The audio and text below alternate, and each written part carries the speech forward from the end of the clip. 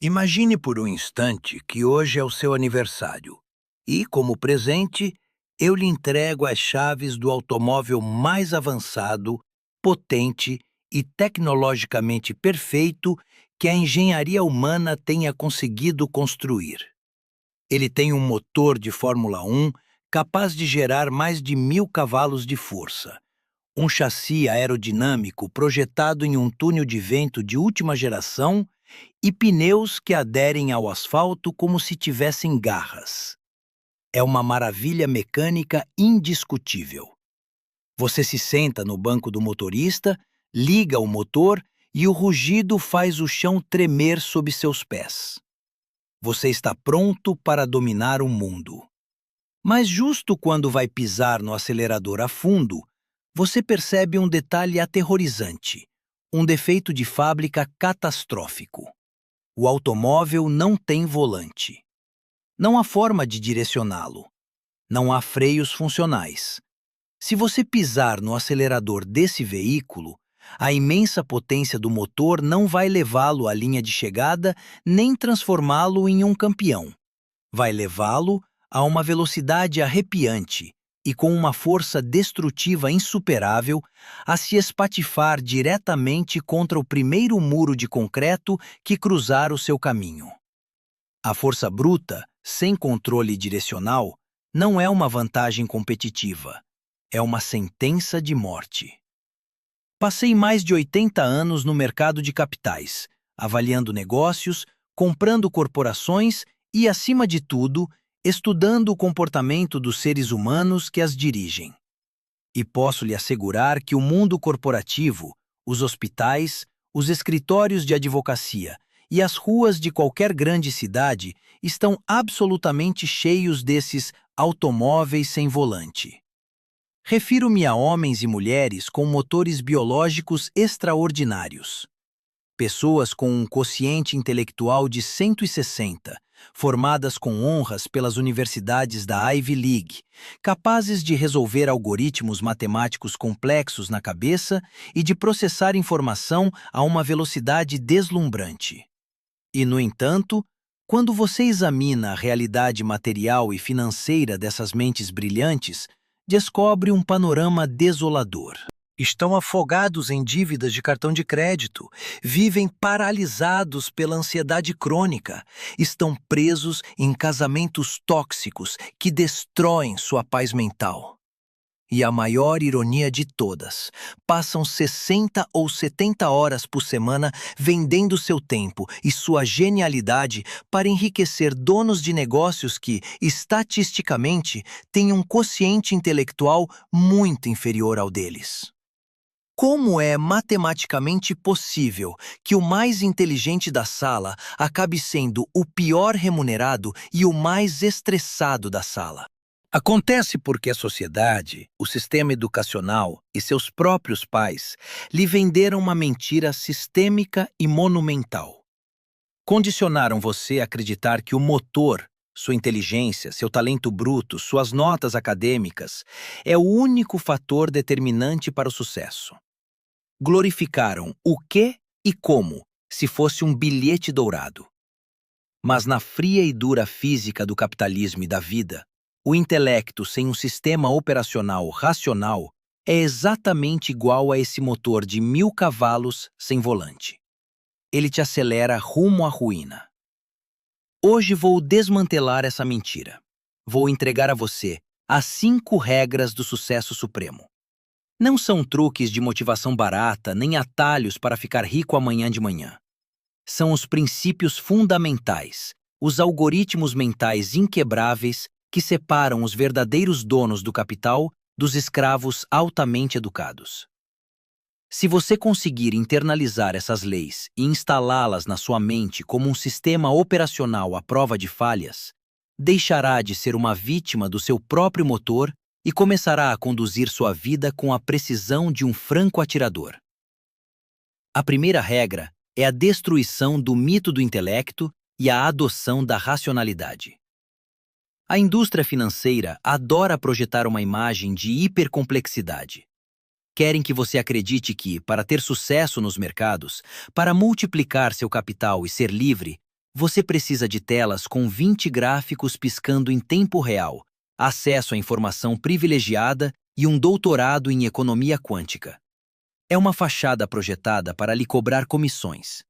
Se para ter sucesso em investimentos fosse necessário cálculo diferencial ou física avançada, eu teria voltado a entregar jornais em Omaha há 50 anos, porque mal sou capaz de somar e subtrair com rapidez.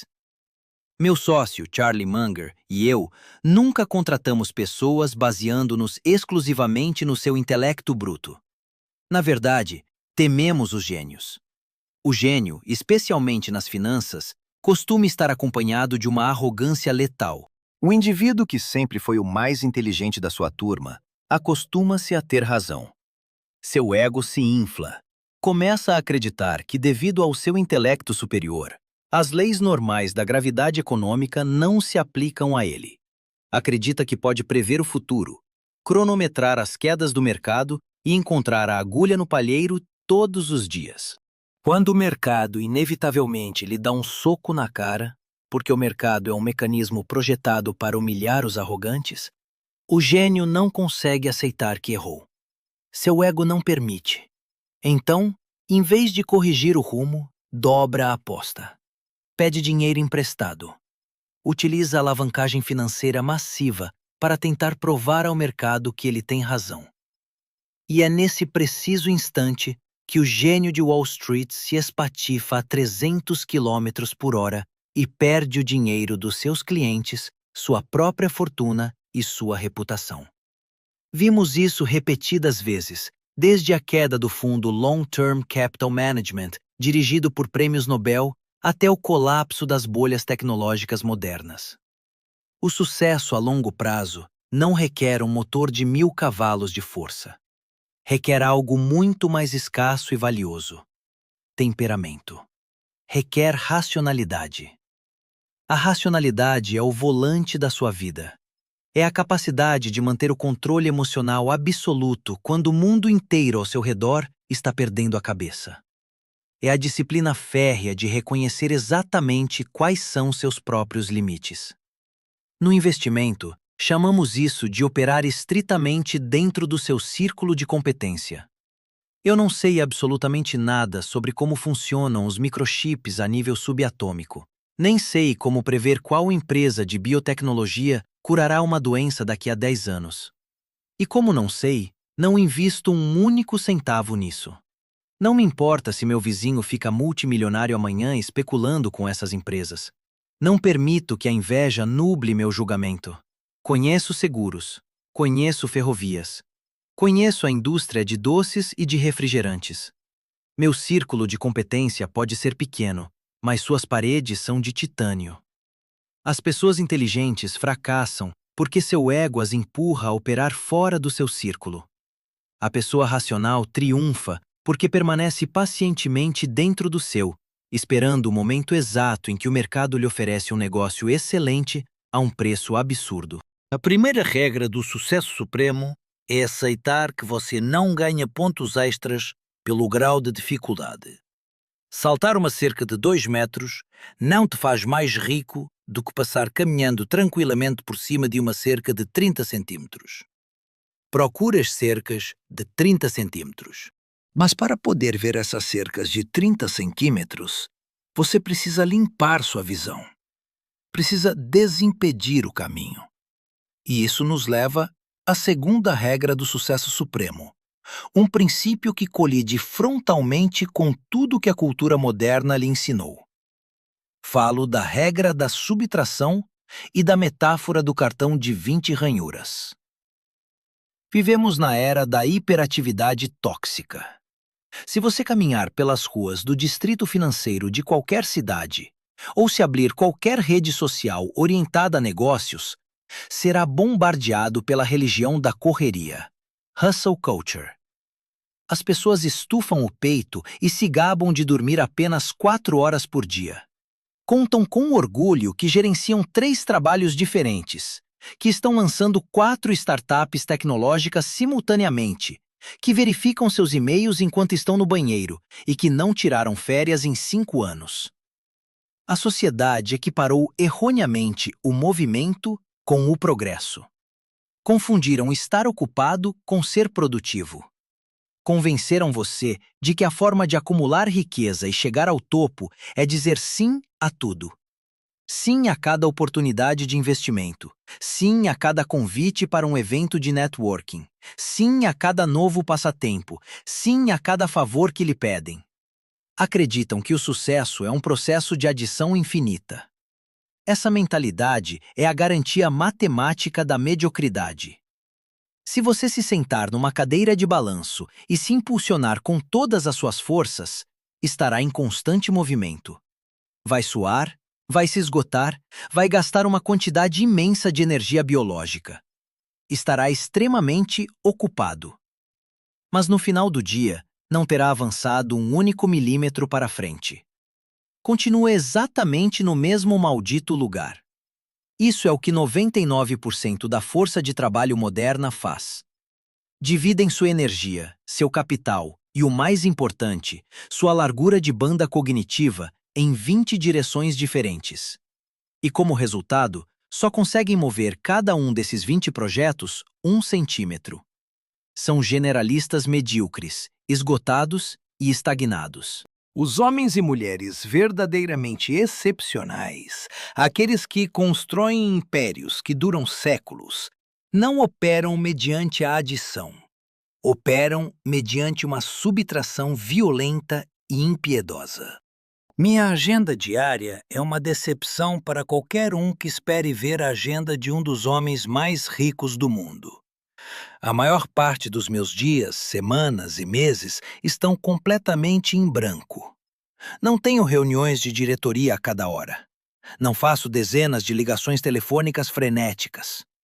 Passo 80% do meu tempo em um cômodo silencioso, sentado em uma cadeira confortável, simplesmente lendo e pensando.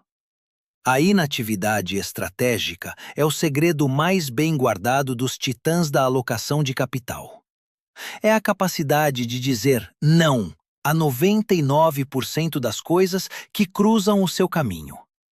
Quando digo não, não digo com amabilidade. Digo com a ferocidade de quem está defendendo seu ativo mais sagrado. Porque cada vez que você diz sim a um projeto medíocre da lista B, está roubando tempo, energia e capital da única ou das duas metas da lista A que realmente poderiam mudar sua vida. Para se curar dessa doença da hiperatividade, sempre proponho um experimento mental radical. Imagine que no instante em que nasce, lhe é entregue um cartão de papelão perfurado. Nesse cartão há exatamente 20 ranhuras, 20 furos. E você é avisado de que essas são as únicas 20 decisões de investimento, ou as únicas 20 oportunidades profissionais importantes que lhe será permitido tomar em toda a sua vida. Uma vez que tenha perfurado os 20 furos do seu cartão, acabou. Você não poderá fazer mais nenhum investimento. Não poderá lançar mais nenhum negócio até o dia da sua morte. Se vivesse sob essa restrição absoluta, como mudaria seu comportamento? Eu lhe digo, seu comportamento mutaria de forma instantânea. Deixaria de jogar no cassino. Deixaria de jogar seu dinheiro na última criptomoeda da moda ou no restaurante que seu cunhado quer abrir, só pela emoção de fazer algo. Você se tornaria incrivelmente zeloso, quase paranoico, antes de perfurar um desses furos. Passaria meses, talvez anos, estudando um único negócio. Leria 1000 relatórios anuais. Analisaria os concorrentes, avaliaria o caráter do diretor executivo e calcularia o valor intrínseco até a última casa decimal. E somente quando estivesse absolutamente seguro, quando a assimetria do risco estivesse tão inclinada a seu favor que quase parecesse injusto, somente então pegaria seu perfurador e faria um furo no cartão. Mas quando perfurasse esse furo, não o faria com 5% do seu capital. Não o faria timidamente. Estando tão seguro e tendo tão poucas oportunidades restantes na sua vida, golpearia com toda a força e o peso do seu patrimônio. Investiria massivamente. Esta é a concentração absoluta. É a filosofia de colocar todos os ovos na mesma cesta e depois vigiar essa cesta como um falcão. A diversificação massiva, essa regra de Wall Street de comprar 100 ações diferentes para estar seguro, é um escudo para a ignorância. É o que você faz quando não sabe o que está fazendo. Se você realmente conhece seus negócios, se realmente tem uma vantagem competitiva, diversificar na sua 20ª melhor ideia, em vez de colocar mais capital na sua primeira e melhor ideia, é uma estupidez matemática. A regra da subtração te obriga a elevar seus padrões a níveis estratosféricos. Exige que deixe de encher sua vida com ruído para se sentir produtivo. Exige que abrace o silêncio, o tédio e a paciência extrema. Obriga você a se sentar à beira do rio, como um crocodilo, imóvel durante meses, deixando passar os peixes pequenos, conservando sua energia vital, até que um antílope massivo cruze na sua frente. E nesse instante, em uma fração de segundo, libera toda a força acumulada. O sucesso supremo não é uma maratona de estar ocupado. É uma série de algumas poucas decisões excepcionais executadas com convicção esmagadora, sustentadas no tempo por uma inatividade monástica. Descarte 99% da sua vida. Subtraia o medíocre e concentre-se com a fúria de um laser no 1% que construirá seu legado. Essa inatividade monástica, essa capacidade de subtrair o medíocre para apostar com uma violência calculada no excepcional, nos leva diretamente à fronteira onde se travam as verdadeiras guerras financeiras. Porque uma vez que limpou sua visão e decidiu não balançar seu taco diante de qualquer arremesso, você enfrentará o inimigo mais barulhento, persuasivo e perigoso de todo o ecossistema capitalista. Não é o Federal Reserve.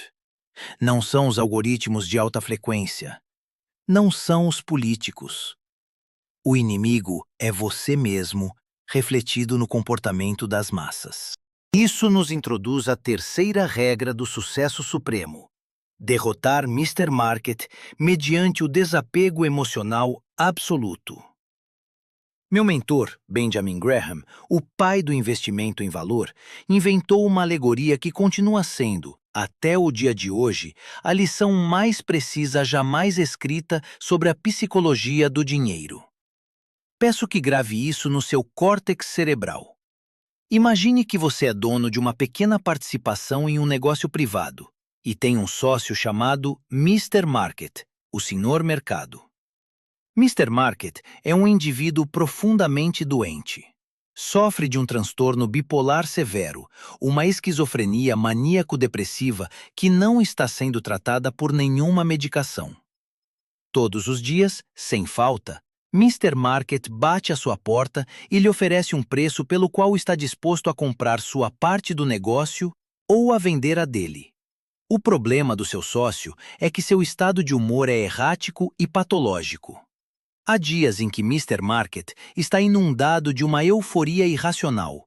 Olha para o céu, acredita que as árvores crescerão até o espaço, que a economia nunca mais sofrerá e que seu negócio é invencível. Nesses dias de mania, oferece comprar sua parte por um preço astronômico, absurdamente alto, completamente desconectado da realidade das vendas ou dos lucros da empresa. Mas há outros dias em que Mr. Market amanhece mergulhado na depressão mais escura e abissal. Lê os jornais, vê uma crise geopolítica nas notícias, convence-se de que o fim do mundo é iminente e de que as corporações entrarão em colapso. Nesses dias de terror cego, bate à sua porta tremendo e oferece vender sua parte do negócio por uma fração minúscula, ridícula do que realmente vale, simplesmente porque está desesperado para fugir e conseguir dinheiro vivo. A tragédia da classe trabalhadora, dos investidores amadores e dos supostos gênios com doutorados dos quais falávamos no início, é que se deixam contagiar pela doença psiquiátrica de Mr. Market. Em vez de usar seu sócio, deixam que seu sócio os use. Biologicamente, os seres humanos evoluíram durante centenas de milhares de anos para sobreviver operando em manada. Na savana africana pré-histórica, se você via o resto da sua tribo começar a correr aterrorizada em uma direção, seu cérebro reptiliano lhe ordenava correr com ele sem parar para pensar, porque provavelmente havia um predador atrás. A conformidade social garantia a vida, a dissidência garantia a morte. A evolução nos programou para buscar a segurança da multidão. Mas no capitalismo moderno, e especificamente nos mercados financeiros, esse mesmo instinto biológico de sobrevivência é exatamente o mecanismo que garante sua ruína matemática. Quando o mercado está na fase da bolha, como vimos nas .com, na bolha imobiliária de 2008 ou nas recentes manias de criptoativos, o cérebro do indivíduo médio não consegue suportar a pressão social de ver seu vizinho tolo ficando rico.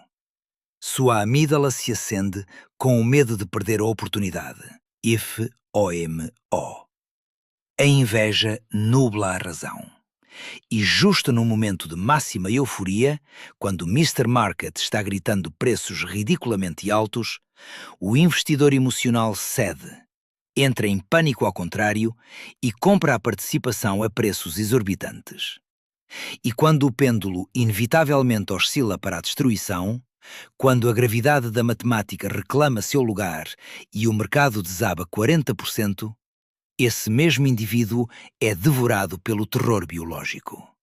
Liga a televisão, vê os gráficos em vermelho-sangue, escuta os analistas falando da nova Grande Depressão e seu cérebro reptiliano lhe ordena fugir da manada.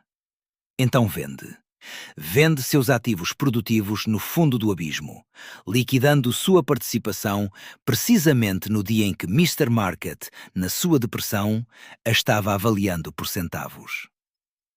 99% da população empobrece porque compram esperança quando é cara e vendem desespero quando é barato. São máquinas de destruição de riqueza, operadas pelo instinto do rebanho.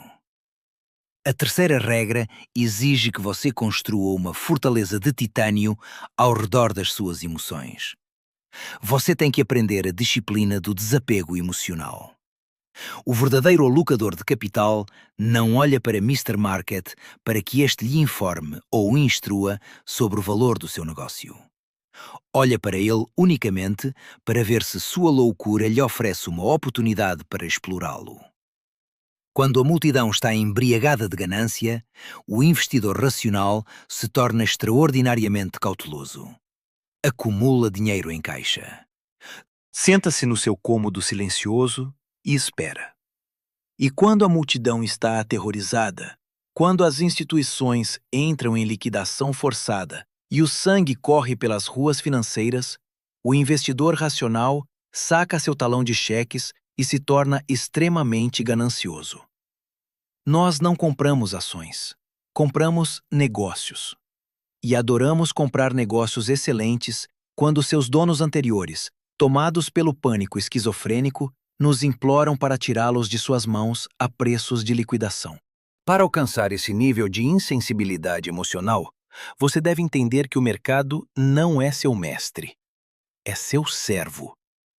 Se você não consegue ver seu patrimônio líquido cair 50% em um trimestre sem que seu ritmo cardíaco se altere ou sem perder o sono, eu lhe imploro que não invista no mercado de ações.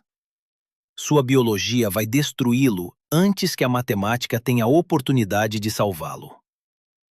Essa proteção implacável do seu próprio capital nos leva diretamente à quarta regra do sucesso supremo: a margem de segurança e a matemática da sobrevivência. Existe uma obsessão profundamente danosa na educação financeira moderna: a adoração incessante pelos ganhos, a hiperfixação em quanto posso ganhar, qual é o retorno do investimento, ou quando meu dinheiro se multiplicará por 10. Os supostos gênios e os analistas de Wall Street constroem planilhas incrivelmente complexas projetando crescimento exponencial até o infinito. Mas ignoram, por sua própria conta e risco, o lado escuro da equação. Ignoram a matemática da perda. A quarta regra está encapsulada nas duas únicas leis que regem minha vida profissional. Regra número 1. Nunca perca dinheiro. Regra número 2. Nunca esqueça a regra número 1. As pessoas pensam que esta é uma frase engenhosa de um velho investidor. Não entendem que é uma lei aritmética inexorável. A assimetria da perda é o assassino mais silencioso e letal da classe trabalhadora e dos fundos de investimento alavancados. Analisemos a física do fracasso. Se você tem $100.000 e por tomar uma má decisão emocional ou por investir em um negócio fora do seu círculo de competência, perde 50% do seu capital, ficam $50.000. Para a mente não treinada, recuperar esse dinheiro parece uma questão de ganhar outros 50%. Mas a matemática é um juiz sem misericórdia.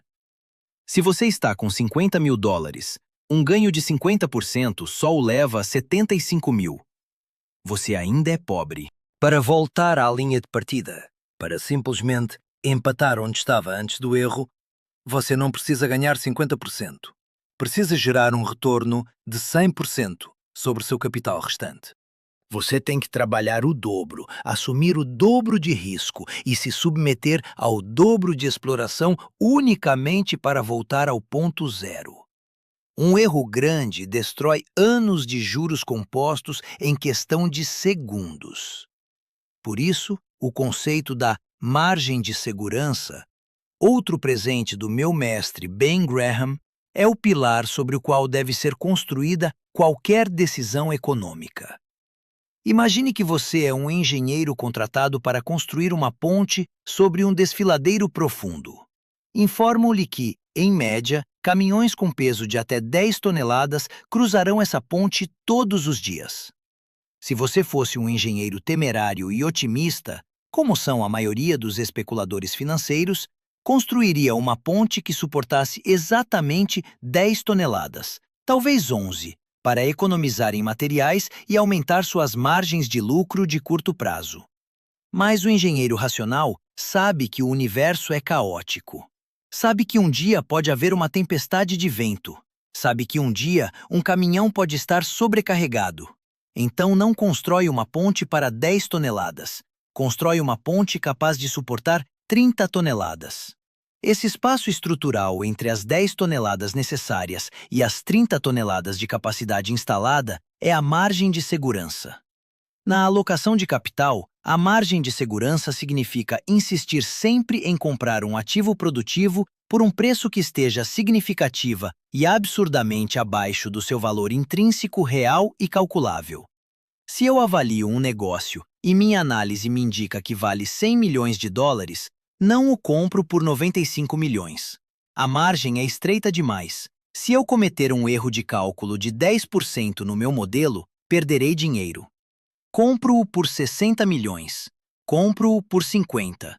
Exige um desconto tão massivo que mesmo que eu erre na minha avaliação, mesmo que a economia entre em recessão, mesmo que o diretor executivo cometa uma estupidez e o setor sofra um revés inesperado, meu capital original, esteja protegido de danos permanentes. A classe média vive sem margem de segurança. As escolas ensinam os profissionais a viver no limite da capacidade da ponte. Compram casas com hipotecas que consomem 40% da sua renda. Financiam carros de luxo. Vivem de quinzena em quinzena. Sua ponte suporta 10 toneladas e eles têm caminhões de 9,5 toneladas cruzando-a diariamente. Quando ocorre um evento de cisne negro, uma doença imprevista, uma demissão, uma inflação acelerada, o peso na ponte aumenta para 11 toneladas e a estrutura de suas vidas desmorona por completo, arrastando-os à falência. Você deve aplicar a margem de segurança à sua própria vida, acumular dinheiro em caixa, viver muito abaixo das suas possibilidades matemáticas, reduzir suas necessidades de consumo a um nível onde sua renda supere massivamente suas despesas, criando um colchão tão amplo que nenhum desastre econômico possa colocar em risco sua sobrevivência biológica nem a paz da sua família. Não se trata de maximizar seus ganhos assumindo riscos extremos. Trata-se de otimizar suas defesas para garantir que você nunca seja apagado do tabuleiro do jogo. E agora, adentramo-nos na quinta regra, o pináculo do sistema operacional da riqueza. Falamos do intelecto, da poda, do mercado, do ego e do capital. Mas tudo isso se executa dentro de um contexto humano. Nenhum homem é uma ilha, e a forma como você gerencia a gravidade da associação humana determinará, em última instância, não apenas sua riqueza financeira, mas o valor intrínseco da sua própria existência. Quinta regra: o marcador interno, o ativo inconfiscável e a prova do obituário. Fomos doutrinados com o mito tóxico do lobo solitário. A narrativa heróica do indivíduo isolado que, armado unicamente com sua força de vontade e sua resistência à dor, conquista o mundo apesar de tudo e de todos. Esta é talvez a ferramenta de propaganda mais letal já inventada. A realidade científica e neurológica é que a força de vontade é um recurso extremamente limitado. Esgota-se no meio da tarde depois de lidar com o trânsito, o estresse e as decisões cotidianas. O que nunca se esgota, o que exerce uma força incessante 24 horas por dia, é o campo gravitacional do seu ambiente social e humano. Você não vai mudar as pessoas que o cercam. As pessoas que o cercam vão mudar você.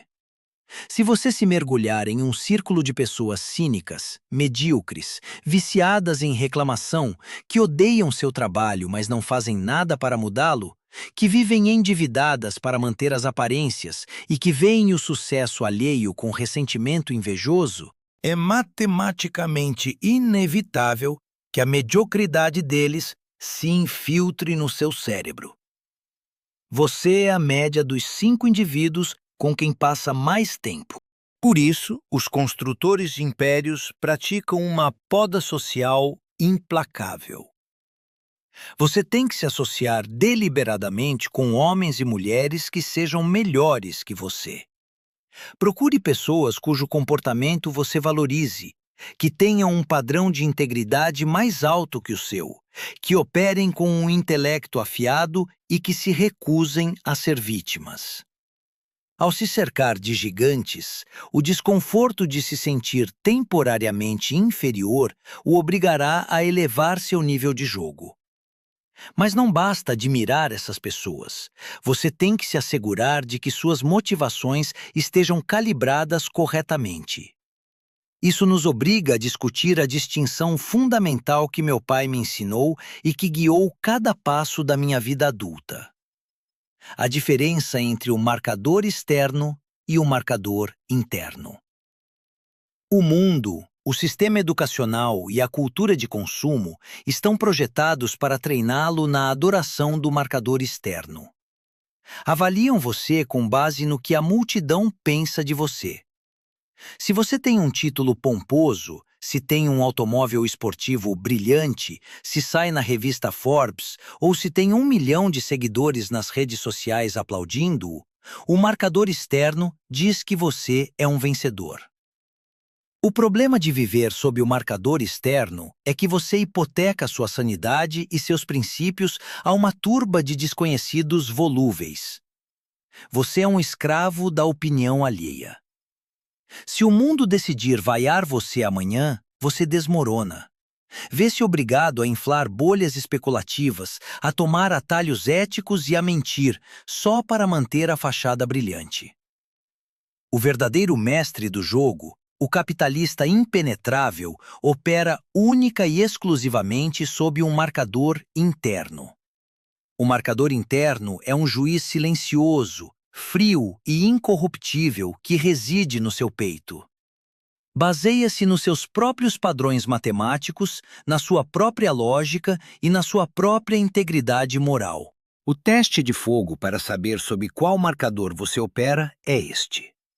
Você preferiria ser o melhor investidor do mundo, obtendo retornos massivos e éticos para sua família de forma anônima, enquanto o mundo inteiro está convencido de que você é um idiota, chato e antiquado?